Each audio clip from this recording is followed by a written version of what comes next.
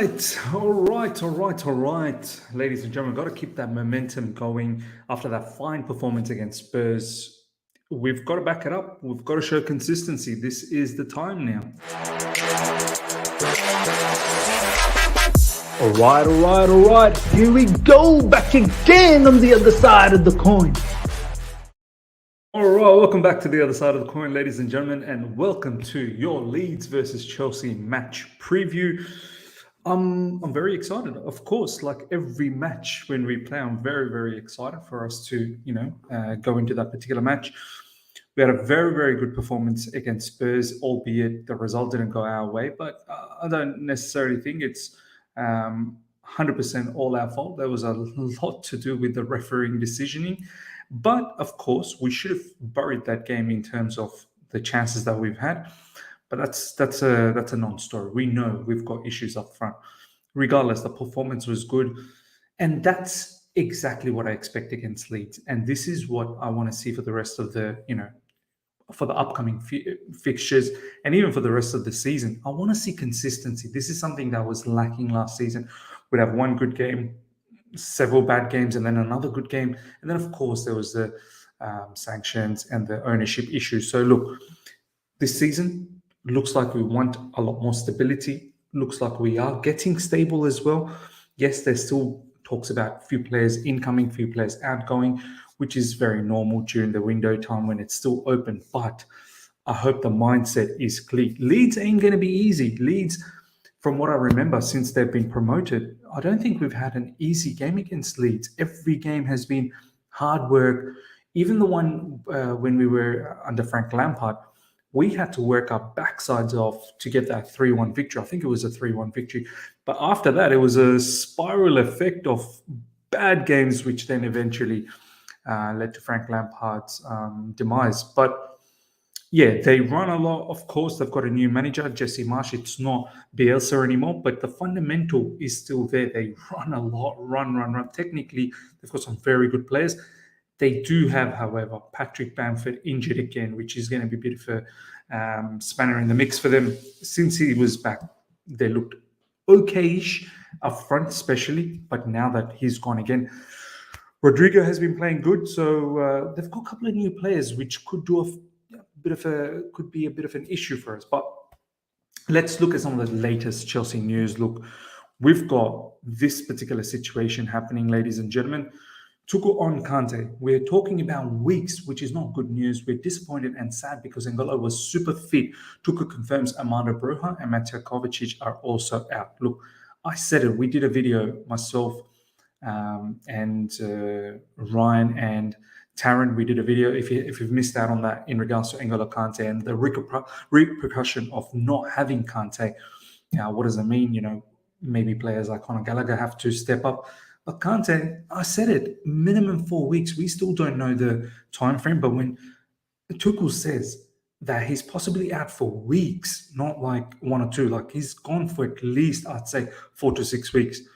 This is an issue, man. This is an issue. And what do we do? This is his final season of his contract. Do we go into the market now since the window is still open and find another player, or do we just hold on? Do we just see how this pans out? Because this, for me, is now, you can definitely say this is a, injury-prone player. Like, this isn't something new. This has been happening for at least past 2 to 3 seasons, 3 seasons minimum. So not having Kante, not having Kovacic as well, God knows how long he's gone for, maybe another week, maybe another couple of weeks. Both of these players on a regular basis every season picks up injuries, which is a concern, man. And it puts massive pressure on Jorginho because he has to keep playing week in, week out. At least if Kovacic was available, sometimes maybe you can have Jorginho in the bench and Kovacic could do that Jorginho role. Not always ideal, but at least a game here and there just to give Jorginho a bit of a break. But look, players like Gallagher will have to step up. I don't want to see Ruben Loftus-Cheek in the middle. I do like to see him out wide. Conega and Padu, they've got to do the trick for us. Look, Chukwuemeka as well. Chukwuemeka possibly, in my opinion, could do that N'Golo Kante role for us. Kante is literally a box-to-box from that double pivot role. People sort of get this perception, double pivot, you just stay back. No, one of them is the deepest midfielder, which is generally Jorginho. But obviously, if we want to play a high line, Jorginho does move up as well. But it's that other double pivot player, which is more of a number 8. It's a box-to-box player. Have a look at N'Golo Kante's movement in most matches. Sometimes you'll even see him in the final third inside the box. Sometimes, obviously, with the other ball, you'll see him defending. So look, it's a concern. N'Golo Kante, what do we do? I'm starting to think that we do need to find a long-term replacement because I don't know how reliable Kante is going to be for the rest of the season. 6 weeks he comes back. Who knows how long he's going to stick around, and then another injury. Next up, ladies and gentlemen, but you let me know, ladies and gentlemen, how you feel about N'Golo Kante. What's the thought process in your mind? Is it time? Is it time to look out for someone in the market, or do we already have players in the sense of Conor Gallagher or Chukwuemeka? This is the next piece of news that we need to understand as well. Clarification. As it stands, Thomas Tuchel will be managing Chelsea on Sunday against Leeds. He's been fined 35,000 and one match touchline ban. However, it's suspended as Chelsea are waiting for the written reason for the decision from the Independent Regulatory Commission. Now, I hope that ban doesn't happen. I hope the fine is enough. Apparently, Conte is not going to get a ban. He just gets away with 15,000 fine. Is it just because the fact that Thomas Tuchel said something in the post-match press conference? I mean, what do you expect, man? Like, there's been a lot of decision against us by Anthony Taylor, by Mike Dean. He merely just said the truth. He just said how his players feel. He said how the fans feel. And these were questions that were asked to him in the press conference. It wasn't as if he came out and just started talking about the referee. The journalist forced him to ask those questions, answer those questions. Now, look, since then, as we all know, Mike Dean has come out and apologized, and he's said that he made a mistake. I hope they look at this situation. I really want to know, because this is an interesting point. Chelsea are waiting for the written reason for the decision from the independent. I want to know what the written reason is going to be. If it's going to be for violent conduct, there was nothing violent. There were 2 touchline fracas in that match between Tuchel and Conte. There was that after the Kai Havertz tackle. And then there was the post-match. Both of them, there was no punch-up. It was literally just screaming at each other. And right at the end, it was a handshake. There was nothing malicious about the situation. I'd be very much interested to see what they write. And if it's purely because of the post-match press conference, I think they really need to look at it again, because Mike Dean himself has come out and said he made a mistake. So, what happens to Mike Dean? Is he going to get a fine for making a mistake? It's just man. I'm just glad that Thomas Tuchel is going to be available in the touchline for the match against Leeds. His presence is important, man. It is very important. Okay, ladies and gentlemen, this is Leeds' form at the moment. They had a 2-1 victory against Wolves. I believe that might have been, let me just have a quick look at that, when those goals were scored. 24, yeah, it was a comeback victory. Wolves were winning 1-0, and then they came back to get that particular win. So kudos to them. Let's have a quick look at, so they had a win against Wolves, and then they had a draw against Southampton, and now they've got us. Fairly decent start from a Leeds point of view. They're going to be okay this season, as long as they get their Patrick Bamford and a few of the other injured players back. I think they shouldn't have that same issue as they had last season, where they were fighting for relegation. This is more or less their lineup: 4-2-3-1. This is what Jesse Marsh applies. Millier, Street, Diego Llorente. I mean, look, Tyler Adams is an all right player. This guy is someone to look out for. Aronson. He's a very good player for me. I think he's going to do a bit of damage. Rodrigo obviously scoring goals. Jack Harrison's always done well. Patrick Bamford, however, is injured. So, look, we should go out there and get this victory. I'm looking at this team and the way we played against Spurs, that's the kind of level of football that I want to see from us, and we should put them away from home. Now, this is going to be my lineup, ladies and gentlemen. Let's see how you feel about it. Mendy in goalkeeping position. And then we have,